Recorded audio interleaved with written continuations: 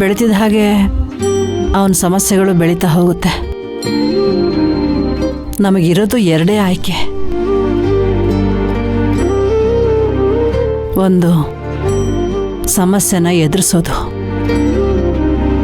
ಇನ್ನೊಂದು ಆ ಸಮಸ್ಯೆಯಿಂದ ಓಡ್ ಹೋಗೋದು. ನೀನು ಯಾವತ್ತೂ ಯಾವ ವಿಚಾರಕ್ಕೂ ಬೆನ್ನು ಕೊಟ್ಟು ಓಡ್ ಹೋದನಲ್ಲ.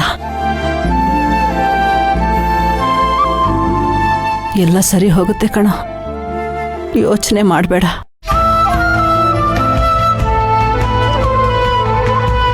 ಅಲ್ಲಮ್ಮ, ಪದ್ಮಿನಿ ಈಗ ಗರ್ಭಿಣಿ. ಡಾಕ್ಟರ್ ಅವಳಿಗೆ ಯಾವುದೇ ರೀತಿಯ ಸೂಕ್ಷ್ಮವಾದ ವಿಚಾರಗಳನ್ನು ಮನಸ್ಸಿಗೆ ಹಚ್ಕೋಬೇಡ ಅಂತ ಹೇಳಿದ್ದಾರೆ. ಅಂಥದ್ರಲ್ಲಿ ಅವಳು ಈ ವಿಚಾರನ ಹೇಗೆ ಮಾತಾಡ್ಕೊಂಡಿದ್ದಾಳೆ? ಒಂದು ಸಣ್ಣ ನೋವು, ಆಘಾತ ಆಗಿದ್ರು ಅವಳು ನನ್ನ ಹತ್ರ ಹೇಳ್ಕೊತಾ ಇದ್ಲು. ಆದರೆ ಇವತ್ತು ಇಷ್ಟೊಂದು ದೊಡ್ಡ ವಿಚಾರನ ಅವಳು ನನ್ನಿಂದ ಮುಚ್ಚಿಟ್ಟಿದ್ದಾಳೆ. ಯಾಕೆ ಅನ್ನೋದು ನನಗೆ ಅರ್ಥ ಆಗ್ತಾ ಇಲ್ಲ. ನಾನು ಅವಳಿಂದ ಇಷ್ಟೊಂದು ದೂರ ಆಗ್ಬಿಟ್ಟಮ್ಮ.